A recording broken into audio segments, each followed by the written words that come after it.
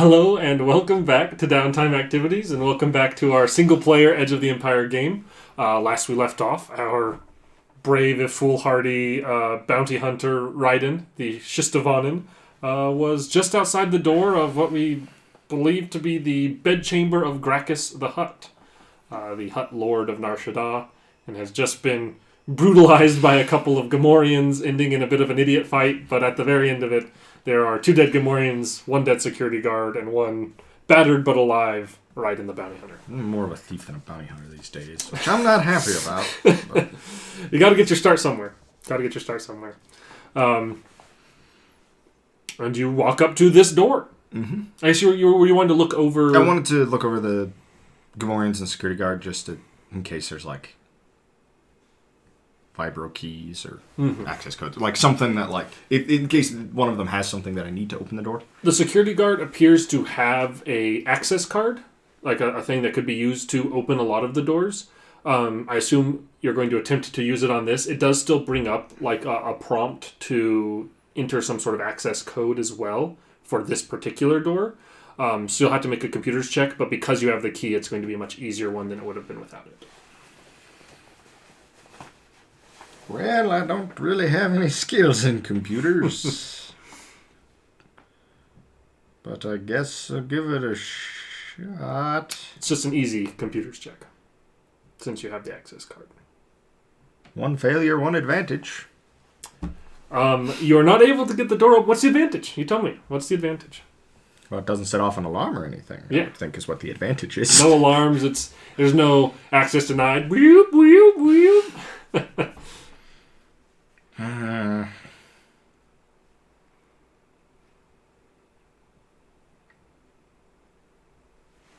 Plan B. Remote explosive. Okay. All right. Okay, that sounds good. Go ahead and plant an explosive. You do it. There's no check required to plant this thing. And then are you just going around where are you going?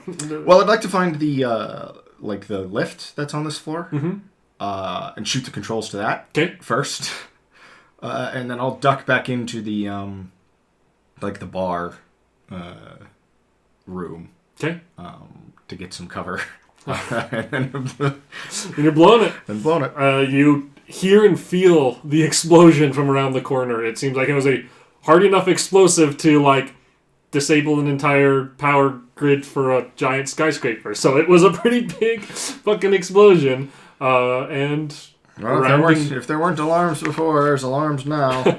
Coming back around the corner, you see a door no longer present. You see something that you don't see.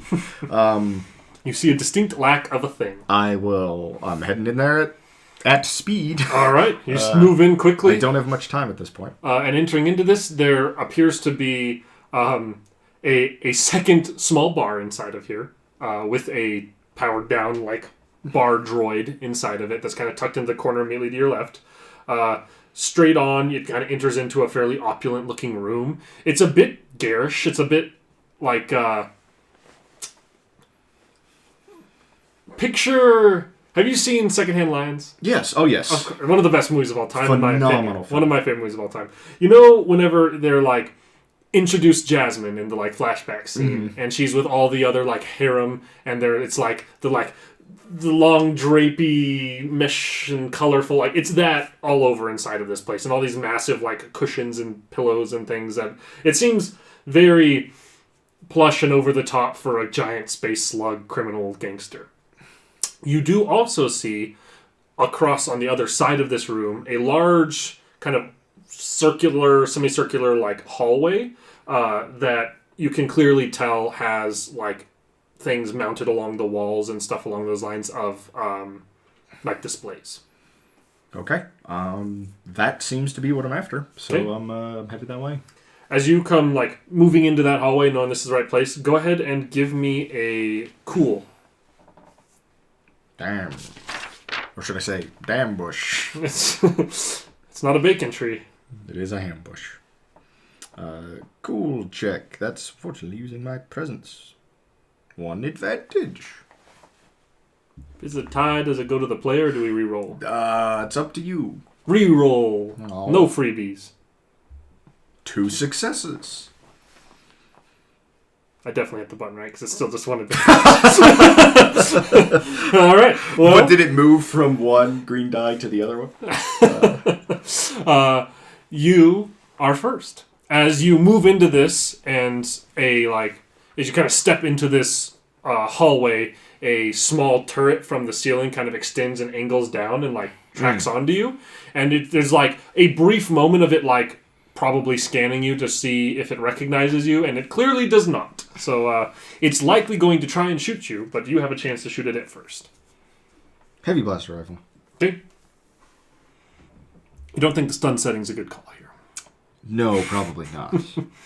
I assume this is short range? Yeah, it'll be short range. I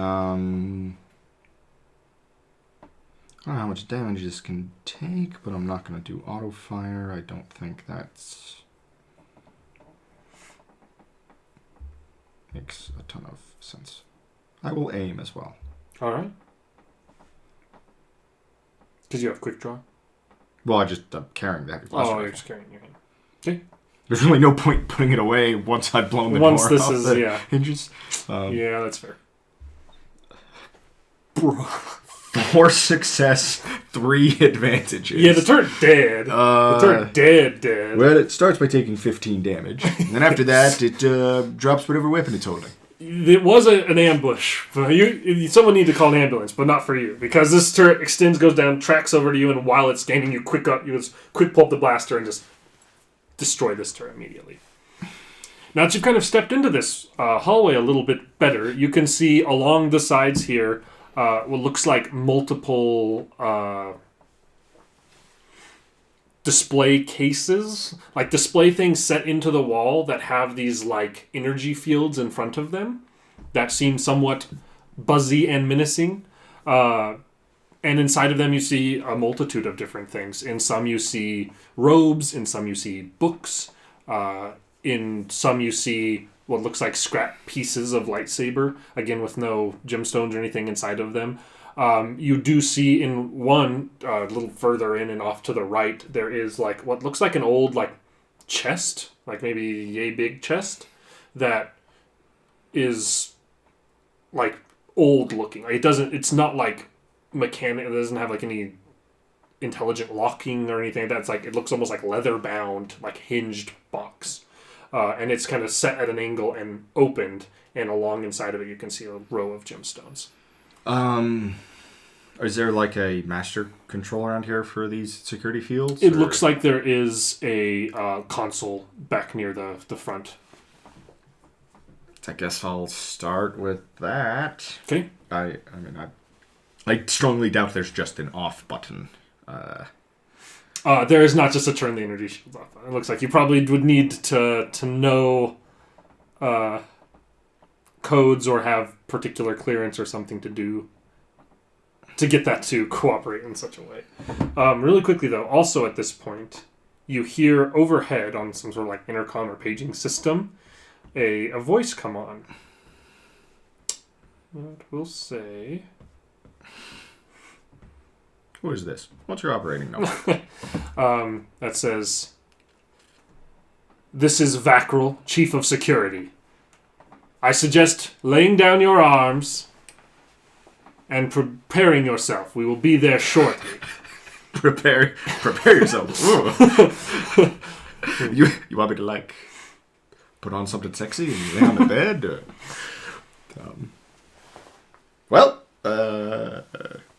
to the console. Okay. I guess I'll try and hack it first before I shoot the damn thing. Go ahead and make me... this is not my area. This will probably be a hard computers check for this one. Okay. It's not in my favor. 1 failure, 1 threat.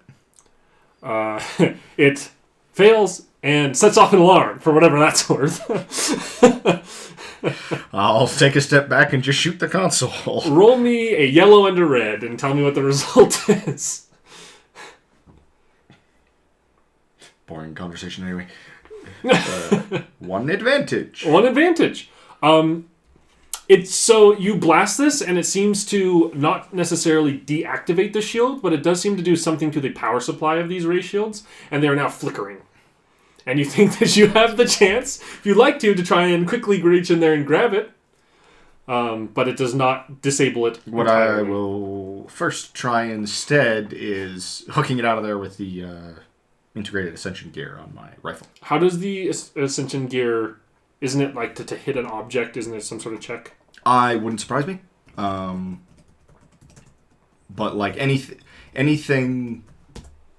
It should come to you. Yes. If it's anything lighter than you, it comes to you. If it's heavier than you, you go to it. So, as an action, make an average range light check to secure grappling hook to an object within medium range. Reel in cord as an action to pull self to object, or the way around if object is unsecured, can pull someone else along as well with an easy 1 difficulty athletics check. So, average ranged light. Can I aim? I don't think you can aim with Ascension gear. That's fine. 1 success, 1 advantage. All right. You snatch it, and it pulls up right at landing into your hand, and it kind of lands in the lid slam shut. Obviously, I snack on it and just eat all the crystals. Well, I picked up the crystals you wanted, but then I just ate them all. Then I shined a flashlight into my mouth and died.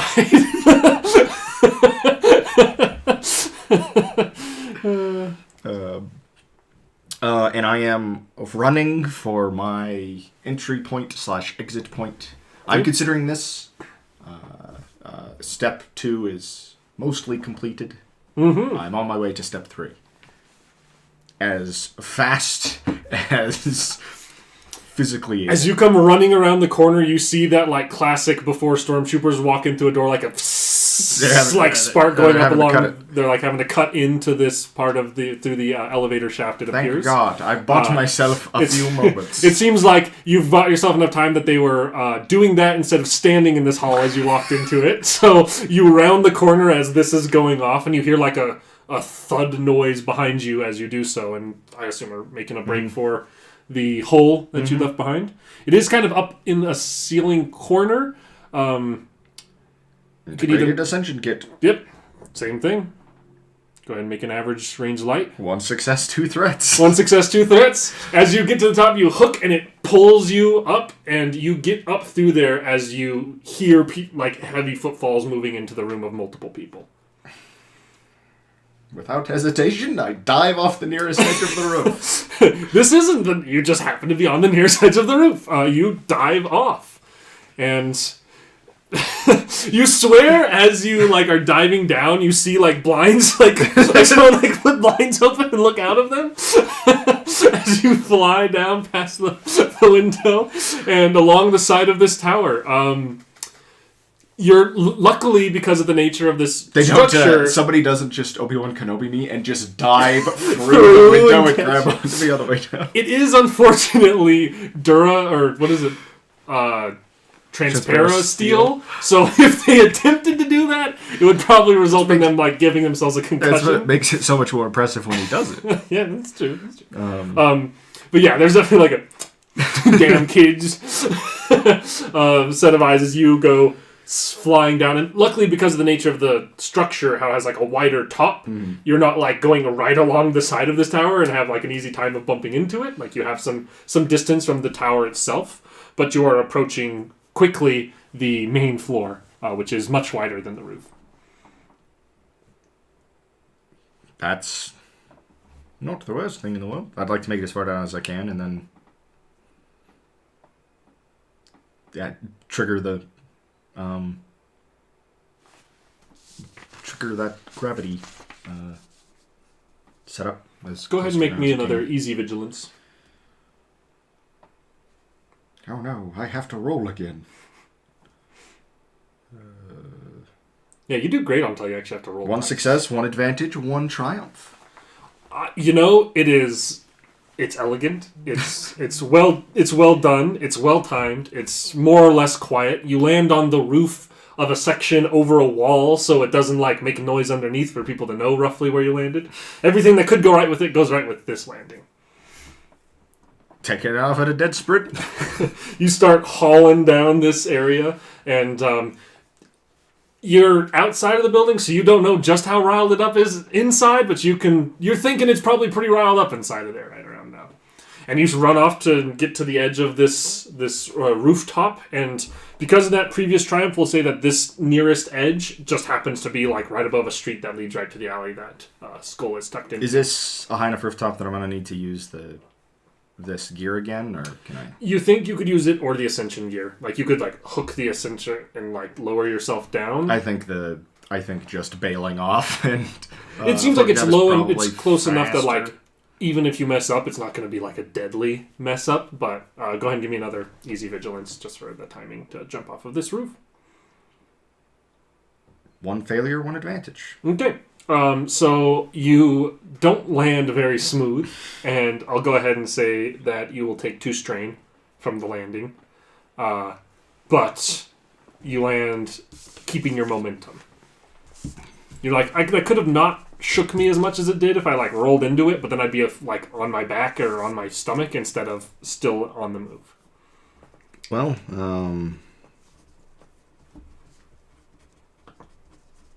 I can remove remote explosive from my inventory. That was definitely used. Just leaping into the passenger seat of the speeder and yelling at Skull to get us out of here. He floors it out of this and just says, "Where to?" Let's just go back to Nebula headquarters and drop this thing off, because I don't want it in my possession any longer than it has to be. And as you start hauling down the street, everything's packed and condensed, and like everyone's driving like a madman, so you don't stand out all that much with your crazy droid driving. You do notice what looks like a small fighter that has just taken off from one of the like landing pads of the palace tower. Behind you. It's not like narrowed in, like coming after you, but you can see this thing like shoot up in the air and kind of hover, and it looks like it's like sweeping around looking at the roof of the building as you pull away. Well, some heads are going to roll because of this one. Maybe just the heads of the 3 people that are already dead. If everyone's lucky. If everyone is lucky. And you start hauling to the Nebula Syndicate headquarters. Upon arrival there, you notice something you haven't seen before. The thing is burned to the ground. You notice something you've never noticed before. This building it's the smoking wreckage. It's the smoking wreckage. It appears that the top of their like much smaller tower has a like landing pad, like something that maybe extends out from it that normally isn't extended, and you can see what looks like maybe the edge of a ship landed up there. Not one you recognize, but a ship. Wouldn't have to be a small pleasure yacht, would it? Yeah, it's not the Hutt pleasure yacht, and it is not a small fighter that was sweeping a rooftop recently. Well, as long as it's not one of literally those 2. I mean, I don't want it to be like Riden wouldn't know anything about the Inquisitorius. I wouldn't want it to be like an Inquisitorius vessel either. But then again, if they hired a Nebula Syndicate to get these kyber crystals, they probably won't just. Okay, I let it slip officially on record. I'm pretty sure these are kyber crystals. Riden has no idea. Yeah, who knows? Who knows what these are? Yeah, they probably won't. A guy who's obsessed with Jedi paraphernalia that has strange gemstones tucked away behind a ray shield? Probably nothing to be concerned about. Probably not kyber crystals. None of my business. I'm not even going to bother disarming for the security checkpoint dude. I'm just going straight past him with the chest. I've had a bad day. He kind of like... in patches. And Skull's coming with me this time. Skull like, I am not like... I have had the day of like that. I'm not taking any shit after all of that. It seems like you seem to be a well enough trusted member at this point to have a gun in the office. So they're not going to stop you. You're going to regret that. And you will go to the elevator and ride up and get to that main office way. There's like kind of the normal guards. There's not the usual like hangabouts in the like kind of hookah din area. You can see. I almost called him Garo Das, but that's not his name. Oh, Garo's here. No, Garo. You see... Kadan Tazi? That's correct. You see Kadan Tazi at his desk, and someone who seems to be standing there in conversation with him as you walk in, and he kind of does the like, see, look, here he is. I'm sure he's got him in hand right now. And you can see this individual standing in front of the table maybe looks like a dude in like brown robes or something that are somewhat concealing. But as he kind of like turns to look over at you, you can tell just by. Okay, go and give me a perception, an easy perception, with 1 setback die. Easy perception with 1 setback. Perception is that 3 advantages. I technically rolled 5 advantages. Good lord, that's a lot of advantage. But with 2 threat to get rid of some of them. That's a weird roll too. That's such a bizarre This system's fun. This person, you don't get a great read on their face, but you can tell that they're a Zabrak, and not like a Dathomiri like Darth Maul Zabrak, like kind of tan complected, but with like kind of markings on their face and have like. You can see like the front row of little horns on the front of their head underneath the hood. And they kind of turn and look at you fairly blankly. Like they seem like they seem kind of rushed, but they seem like some of that rush just kind of eased off seeing you walking up holding this box. I'll dump it relatively unceremoniously, considering the age of the box and the value of the things inside on the desk. And there's like a little bit of like a flinch, but like a. Well, yeah, I'm not just gonna like. I don't like throw it over his head to land it on the desk, but I'm definitely like slightly put out after. And then I would like to find the nearest bottle, whether it's on this man's desk or somewhere else, and uncork it. There is the kind of bar area over there. You can set that there and start. You just walk over. I go right around behind the bar and find the bottle and uncork it. I've had a day. Excellent work, he says, watching you kind of walk around the corner, and he like opens the box, showing the gemstones to this individual, and he says, "As promised." And this individual reaches into his cloak and he pulls out like a small metal, looks almost like a remote or something that it's something that probably has like data in it, like information. And he hands this over and says, "And as I promised." And you see that he takes this, hooks it up, and you see like projecting in front of him a small, what looks like galaxy map, and there seems to be highlighted points on it. And he takes it out of the little thing that it connected it to, puts it in his jacket pocket, and he says, "Pleasure doing business with you." And this Zabrak flips the box shut, picks it up, and starts walking towards the kind of glass walls on the side of this, one of which has a door, and he walks out towards the ship. And looking at the ship, go ahead and roll me...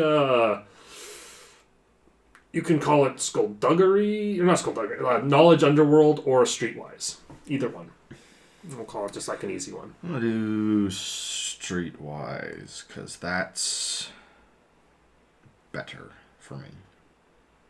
1 success. Okay. So this guy like kind of just turns and gives you like a look and a nod on his way out, goes through the door, goes up into a ship, it goes and takes off. Looking at it, the ship itself looks like almost like a galaxy mapping like scouting vessel. Like it doesn't seem like a starfighter or anything like that. It seems like a ship that would be used for like expedition work almost. But looking at it, especially through like seeing the outside of it and seeing it pick up and take off, this thing 100% has the Night Shadow coating, which is illegal as hell, and it 100% has whisper thrust engines as well, which are illegal as hell. There's like a very quiet, sneaky, illegal ship that he climbs into, and it picks up and takes off. Any mysterious client making requests like this better be worth their salt. So I'm not like that's not.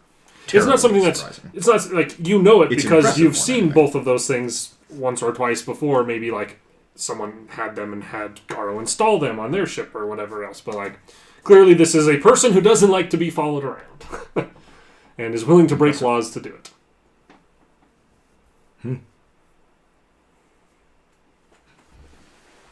Well, you crazy son of a bitch. I don't know if Kadan Tassi says. They're not going to be happy about it. Well, they're not happy about it. I'm sure they aren't and will continue to not be happy about this, but I'm personally overjoyed. I'm glad somebody is.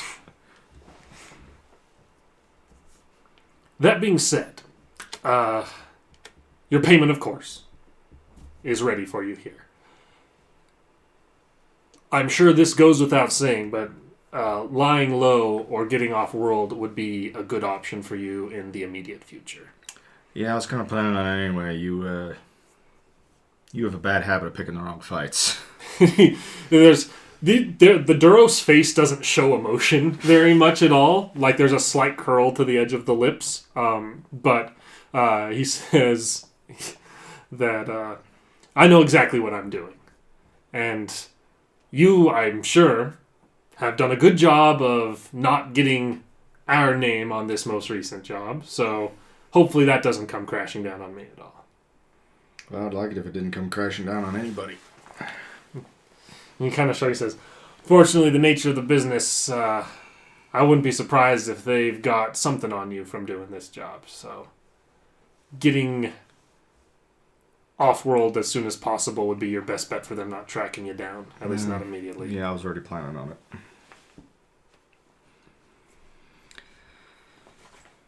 I'm going to toss the Nebula comlink back onto his desk. Okay.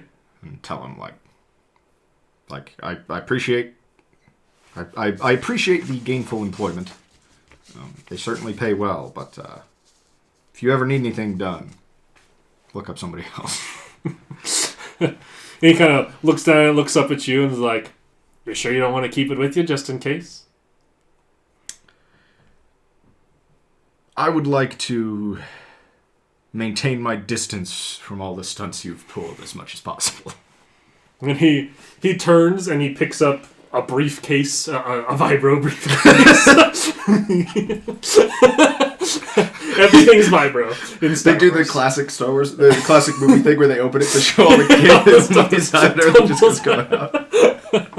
He picks up what is a fancy cyber briefcase, and he says, "You mean the stunts you pulled?" And he sets it down in front of you, and he says, "A pleasure doing business with you. And if you're on world again and Grakkus doesn't have a price on your head and you're looking for work, you can find it with the Nebula Syndicate." I'll keep it in mind. Skull has just kind of stood just a couple steps back from you menacingly this whole time. Come on, Skull. Skull will grab the briefcase for you if you want and sure. Hold it. And the guy comes running up and tries to snag the briefcase from Skull. He'd be a moron. But he just grabs it and then just pulls himself to the ground. Yes. Skull lets him get it and then lets him walk a little ways away and then grappling hooks him back of his head into a fist. Well, he's just got the briefcase hooked to the grappling hook anyway. So the guy comes, it's like an elastic band. The guy goes running away with it, then just comes snapping back. Freya was, because the new puppy, they bought these, they were kind of cheap tennis balls. But they have this white, the lines that are the white lines that are kind of painted on tennis balls. Mm-hmm. It was this thick white rubber paint kind of. So if it peeled away from the ball, it was kind of just like a rubber band. And Freya had an end of that in her mouth and was pulling on it. So she was holding the tennis ball with her paws and was pulling on one of those strips of elastic essentially, and she'd pull it really far back and then lose her grip on it, and it would snap back down to the tennis ball. And she did that 2 or 3 times, and then she bent way back, and the tennis ball slipped out of her paws and just nailed her in the face. That's awesome. Oh, poor dog. Someone needs to save her from herself. Yeah. And you are out and back outside. That's your next move. Well, I'm heading back to Garo. Okay.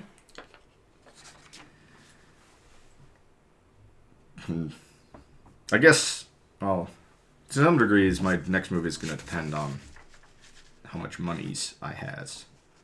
Inside that case is 50,000 credits. Okay, so let me just add a 5 to the front of my credits here. I could buy my own ship for that. Not a great ship. Bought a ship. Something that'll get me off world and let me do a little bit of bounty hunting, which is So I'm heading back to Garrow, because if anybody could help me do that, Garrow. I would like to take a circuitous route back. And, stop at a cantina for a while or something. Like, I just want to make sure we're not being followed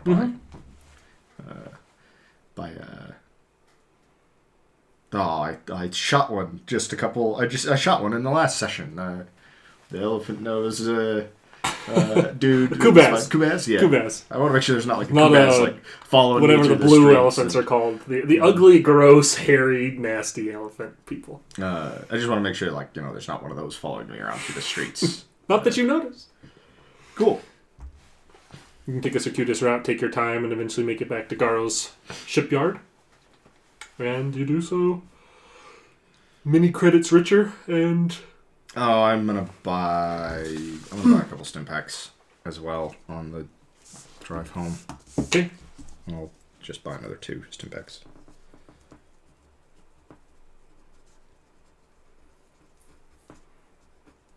Not that I'm gonna use them tonight necessarily.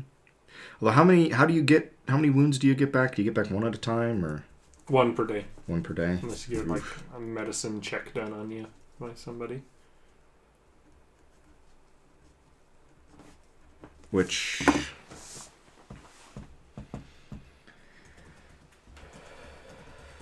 I guess before I head back to Garros, I'll go to the Comets and see if they know a doctor who would be able to keep his mouth shut. Say that we've got a medicine droid. Good enough. We use after particularly gnarly scuffs. It's a Conharin will have that you take you back to kind of a back room, and there's a surgical droid back there that you can see that they've put a jacket on with the thing, and it's got like a little name tag sewn into the front that says Butch. Good enough.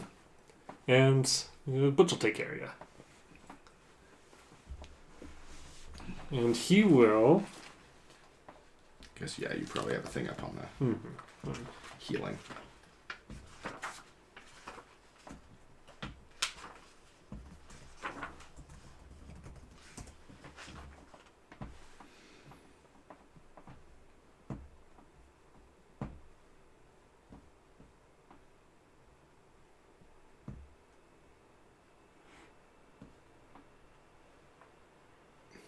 Part of the thing would be the, the critical injury. Yes. So here.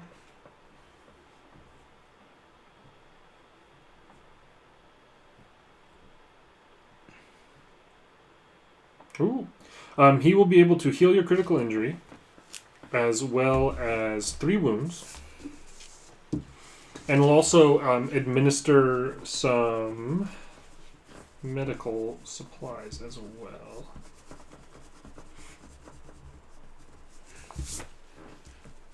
They're not very specific with this, are they?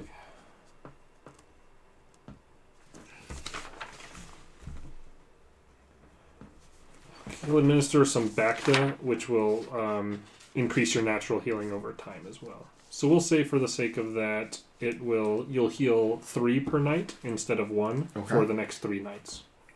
For the amount of Bacta he gives you. That will bring me exactly back to max over the next 3 nights. So I knew that. That's why I did it that way. I'm that good. Definitely. Obviously. Mm-hmm.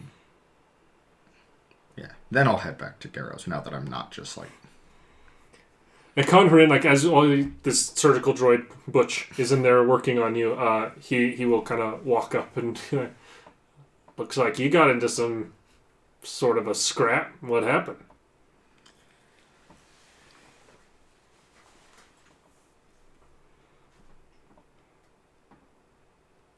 Well, I'm not entirely sure how much I can say about that.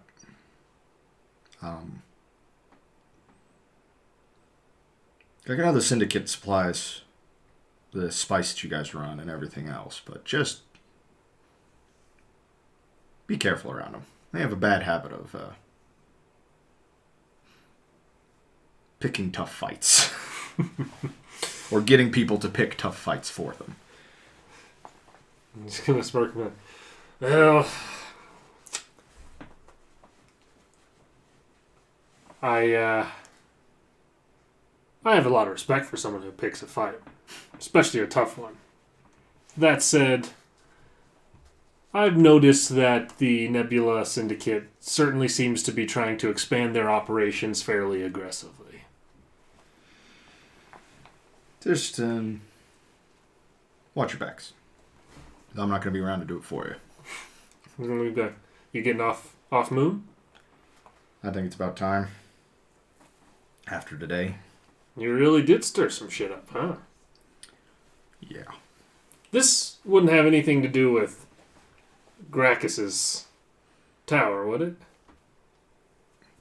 Just awfully curious you needing to get off world after we hear some major shit's been stirred up at the big boss's mansion up the way. I think it's best if neither one of us know anything about that. It's nice. I know the game. I don't know anything. And happy to see that you're alright. If you're ever back on world and need any help, you can always call in the comments. Well, if you need help punching above your weight class, I might be available. I'd help. You'd be like, well, unlike our syndicate friends, I'll do my best to keep my punching downwards, not upwards. At least punch somebody of equal weight. Might be hard to find someone who can match me up, I think. You take care of yourself, Riden. You too. And you'll leave the room, let Butch finish up, and you're good to get on the road, get back to Garo's shop. Pretty late at this point when you arrive. Hopefully it's still there. It's still there currently. Well, Garo, I got a small budget and I need a ship.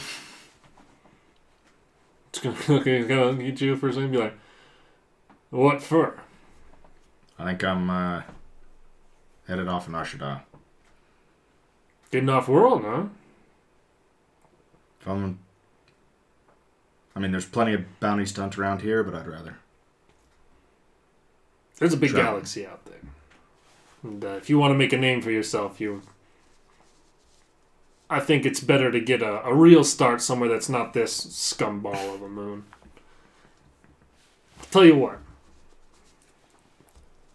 I'm not one to get sentimental or any of that crap, but I'll tell you that my real plan with purchasing that aggressor was eventually for us to finish fixing it up and you to take it out of this place so you could maybe live a life a little more interesting than I have. You help me fix it up tomorrow, the last little bit. I think it'll be space worthy, and I'll let you take it off my hands. I don't really want to owe anybody any debt, Scarrow. Just gonna, what do you say? The way I look at it, you've done more than your fair share of work for just a place to stay over these last couple years, and I think I owe you one. When you fly off in this thing and make something of yourself, we'll call it square.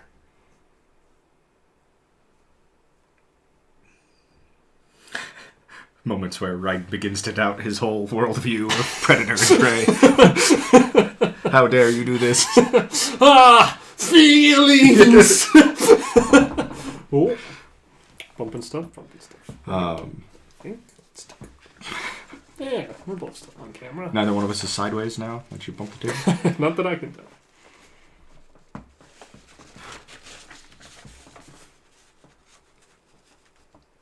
Mutter something about Garo being a bastard and go to bed. Okay. I got nothing else. He's flustered me. And he probably knows it. He probably does. He seems like the kind of toxically masculine mechanic guy who would prefer no further emotional conversation, so he doesn't push the subject. And a semi-restful night's sleep takes you. You awake the next morning alive and I get with three wounds back. Mm-hmm.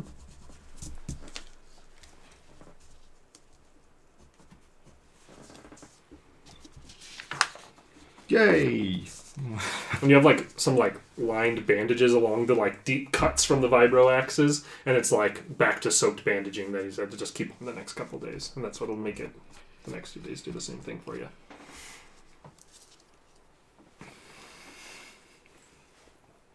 I gotta get off world quick before all this comes crashing down.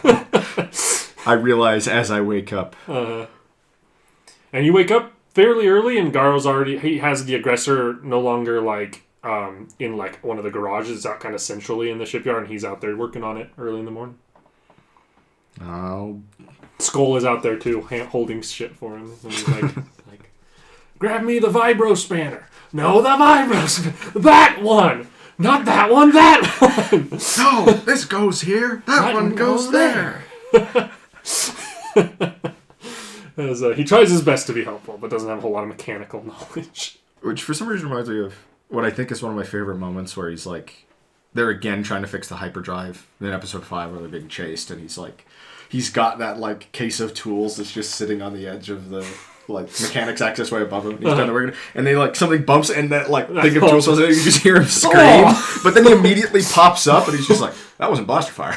Like, yeah, like it's like he's just like he's just immediately like, I've been hit in the head. Wait a second. Bigger fish. Well, grab my tools and get to work. All right, let's go ahead and make some final mechanics checks here. It's gonna be a average mechanics check. Nice roll, Gara. Nice roll. It's almost like you're good at this or something. Better than me. 1 failure, 1 threat. Well, he got 2 successes and a triumph. Both of the purples were like really bad, and the green did nothing. So the yellow canceled out 1 purple, and the other purple did its thing. So you still seem a little too flustered to be much help in this whole debacle, but you do your best. I'm sore. I'm paranoid. And it takes most of the day. Like, it's nightfall is taking back, or by the time you guys get this thing to the point where he's like, I'm pretty confident. I am overall fairly confident that this ship is going to be able to take off, fly, and that the hyperdrive is going to work.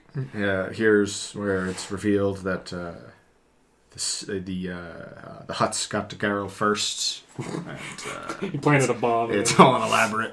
It's all an elaborate ruse. That'd be a lot of effort instead of just like shooting you while you were asleep. Sending like 10 people over to just murder me. Yeah. Yeah. Turns out send over a 3rd Gamorrean, and that'd probably be enough, especially if they got you while you were sleeping. They sent another 2 Gamorreans, and I almost certainly lose that. Well, I've got Skull now, though. That's true. And that does. You would have Skull. That does change the map. If it was just me versus 2 more of those Gamorreans, there's a very good chance I lose. Yeah.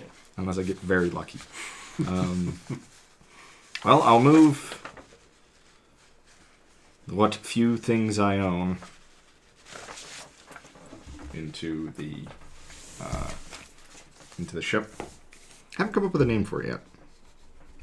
It's currently unnamed.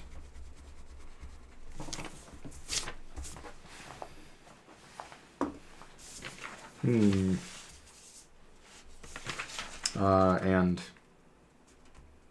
what very few things I own. And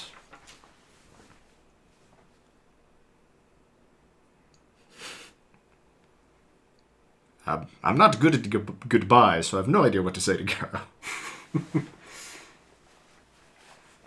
Well, Garo, if you ever get yourself in trouble, give me a call. I'm not. I'll say, I'm sure I will, but don't be too worried about me. Like I said, there's a big galaxy out there, and I think you'll have 1 or 2 more important and more exciting adventures to get after than old Garo's shipyard.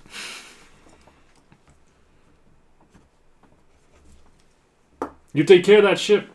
Just because I got a good deal on it doesn't mean you can go and get it blown up by some Nerf herder off-world somewhere. And if a nerf herder can blow it up, maybe you should hire him. I'm gonna have to find a new junkyard dog sometime soon.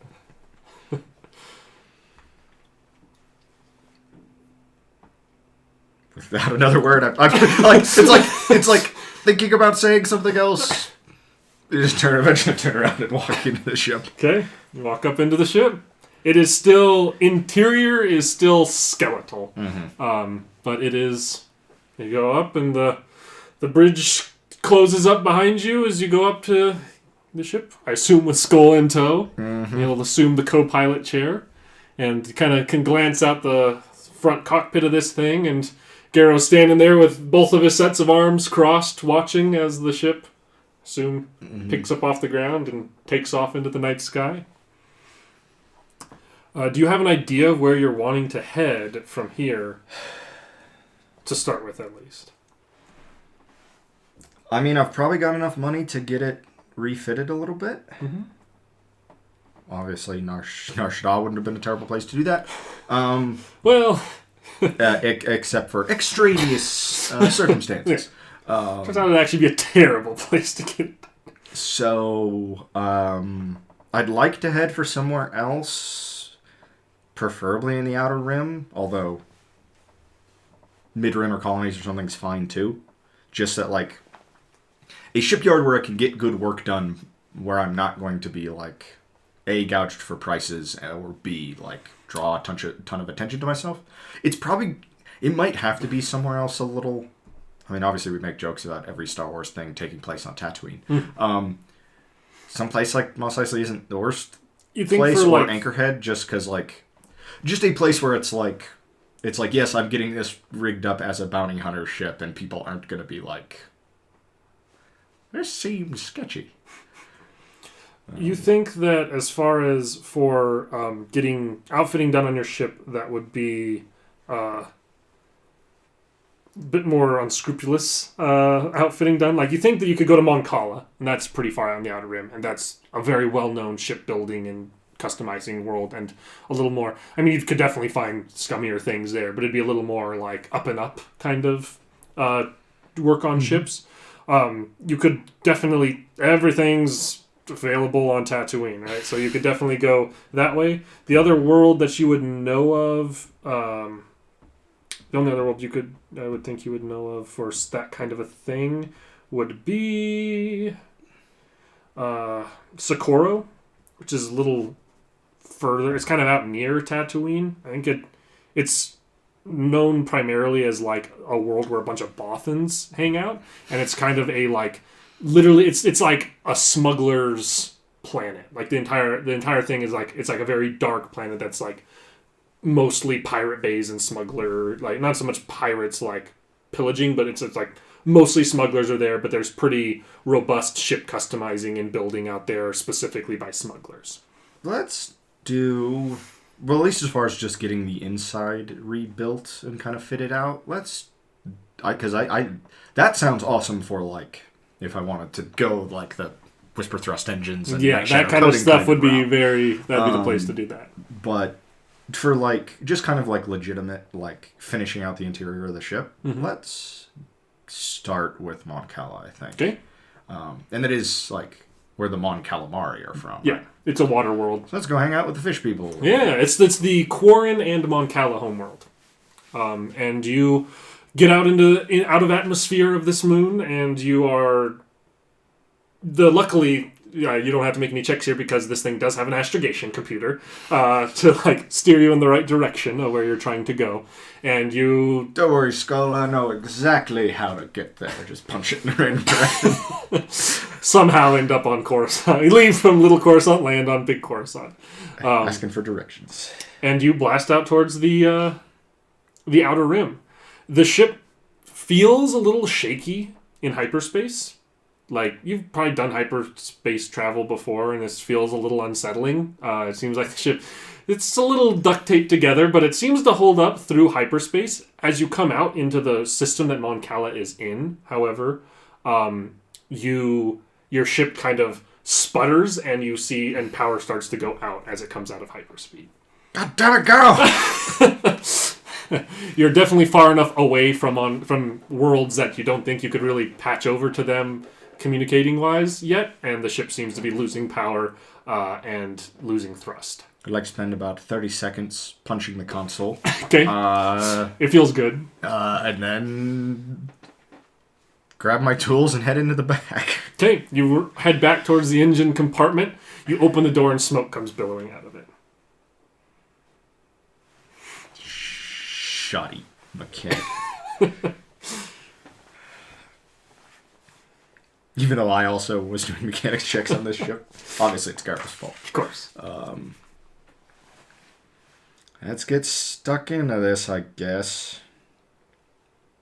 At least get sublight engines and stuff like that up running enough that I could try and limp back. Yeah. Okay. Limp to Moncal or something. Go ahead and give me a average mechanics check. 1 success, 2 threats. Okay. You are successful in finding out that a piece has basically burned out and is unusable, unsalvageable, and you're more or less dead in the water as far as movement. You think that you will functionally be able to maintain life support and communications and those kinds of and weapons systems, but that actual thrust is dead and you are floating dead in the water. How good do weapon systems do me if I can't maneuver the damn ship? If they come head on, you've got a shot. Position ourselves right in front of the cockpit. I want to look them in the eye when we threaten them. Perfect. But it seems like this is not a repair, this is a replace kind of issue. Well, let's send out an emergency beacon and see what scumbag shows up to help. You do so. Every bit of emotion and attachment fell for Garo out the window, the bastard. And you send out a distress beacon. And it takes there's a little bit of time that goes by, and you see kind of approaching towards your ship what appears to be some sort of freighter. Not like a huge freighter, like a small to medium-sized freighter, like a little bigger than a Millennium Falcon kind of freighter.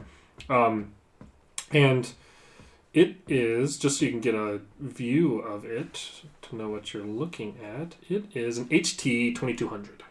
HT-2200. Medium freighter. And with that naming scheme, the thing's a Corellian freighter.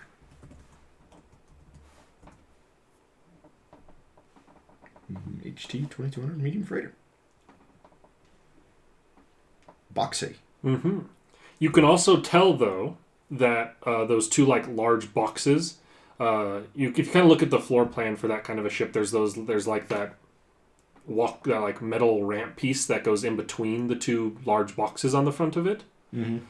That is not there, and you can see a faint glow from inside of there that looks like laser doors. It's almost like it has small hangers inside of that little tucked in area, and you can also see mounted off of just below the kind of central cockpit in between there as well, there appears to be a large robotic arm. And this thing comes chugging towards you, and you hear a voice come through comms on the other side. And you hear a voice say, "Hello, aggressor class? Hello? Anyone alive in there? Are you scrap or are you salvage, my friend?"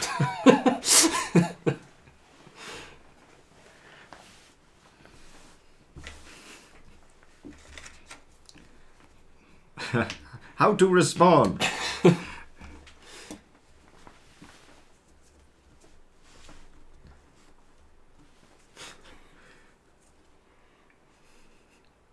I say nothing, so that way when they come in, I can jump up.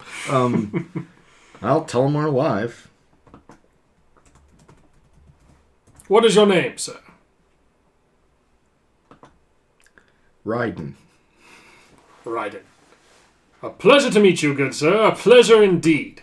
I am Alcon Carster. I'll be pulling you in here shortly.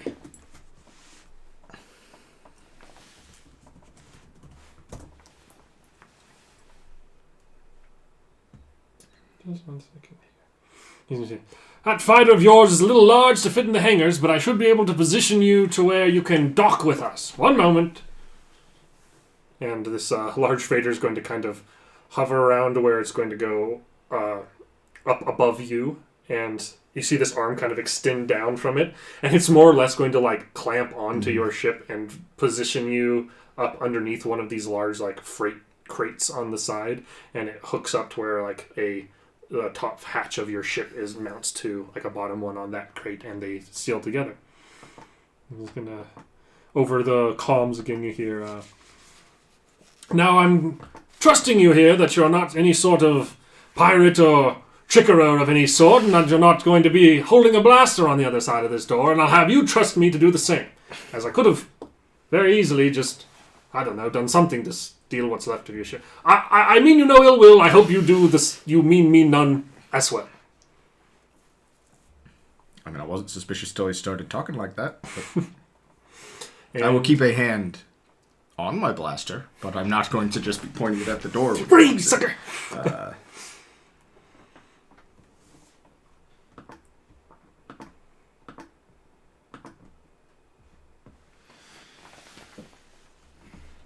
Well,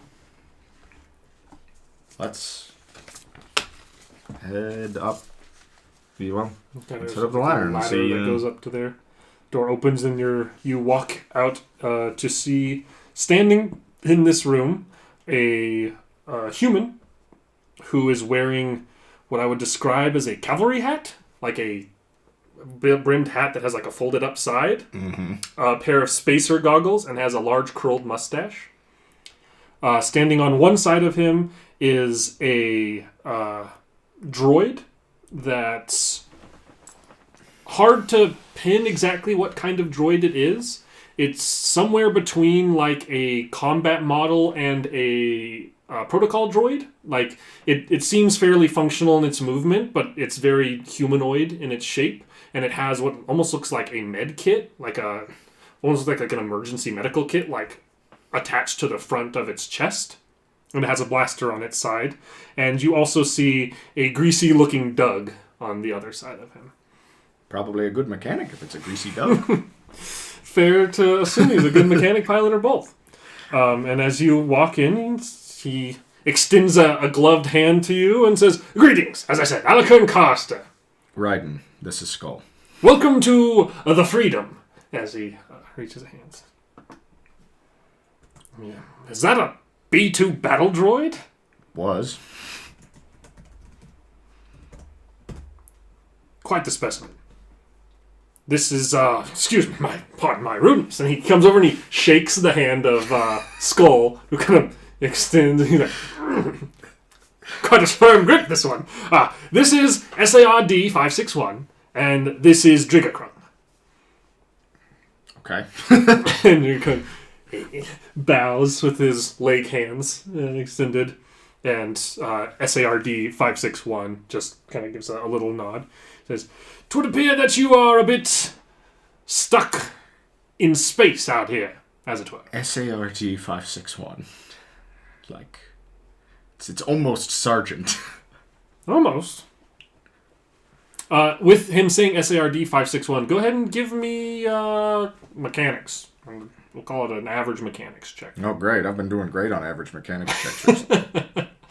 1 success, 2 threats. I don't really know what the threats are, but you know that SARD stands for Search and Rescue Droid. Oh, cool. So it's like a survival search and rescue model of droid for finding like people trapped. That's cool. Natural terrain and stuff. Yeah. The threat is, why does he have this droid? What is he going to do? Where are you going to get lost so that he needs this droid to find you? Yeah, he says, "'Twould appear that you're kind of like looking at your arms and your droid. A mercenary? Bounty hunter? Bounty hunter. Should have known. You have your own ship, not a mercenary. Unless there's more of you in there. And no one else in there, right? Just 2 of us. Fair enough. What? No ill will meant. No threat intended. I just want to know what we're getting involved with here. You seem to be a reasonable gent.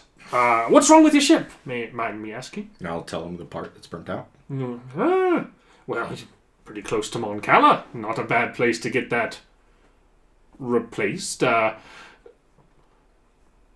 do ask a bit of a favor. I require no payment to get you there, of course, but I do ask a bit of a favor from you in return for this. I was just leaving Mon Cala myself, having got a bit of repair work done to my ship after a recent soiree. However... That makes it sound like they just threw a huge party, and he's like, oh, this is... I'm gonna need a serious ship. We need a deep clean. An underwater deep clean. Yeah. I have some bit of a contract needing done and could certainly use an extra hired gun or two to back me up in doing it. It kind of depends on the contract. Well, I have a individual who's seeking information, and this information is known by an entity on a world not too far off from here, and that individual will not likely give that information up willingly. I'm not good at the whole beat around the bush sort of thing. It's not in my character, not in my nature. So I will speak plainly.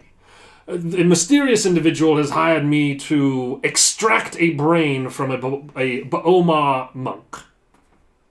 His name was Kai Morel. And he is believed to be on the planet Teth. Extract a brain. And go ahead and roll me a knowledge check. It can be... education? Lore would probably be the most accurate. Probably be lore. I mean, I'm going to be rolling the same thing down the line, so I think Riden's more of a lore person than an education person. That seems about right. What difficulty am I looking at? We'll call it average. 2 success, 1 threat. You would know that Baomar monks are a group of monks that are like all about mental enlightenment and stuff like that, and like leaving the constraints of flesh behind. If you remember seeing a certain like giant mechanical spider with like a jar underneath it in certain episodes of Star Wars media, those are Baomar monks. They have these mechanical spider, like the like enlightened ones have mechanical spider bodies, and their brains float around in these like okay. So cases. We're not like finding a dude, shooting him, and then chopping the brain out. He's having to track down one of those, probably more or less destroy the spider droid that it moves around with, and then take the brain so that the information can be extracted from it. See, normally I do a bit more upstanding smuggling work myself, but the pay is good, and from my understanding, these monks are typically no good, so I have no moral quandaries with it myself. I don't know anything about them. Then let me tell you, from what all I've heard, they're no good. Well, sounds simple enough, I guess.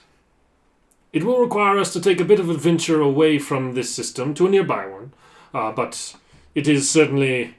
well, it's somewhere that I would think you would want to go at some point anyways, Teth. The planet is known for bounty hunters, after all. I'm just trying to get some work done on the ship first. But if this is the price for getting there, I don't really see much of an alternative. I'll tell you what. You seem an upstanding sort. I'll haul you on into Mon Cala. Give you some time to get repairs and whatnot done to your ship. And then you can come with me of your own volition on your own ship, and the two of us can go to Teth.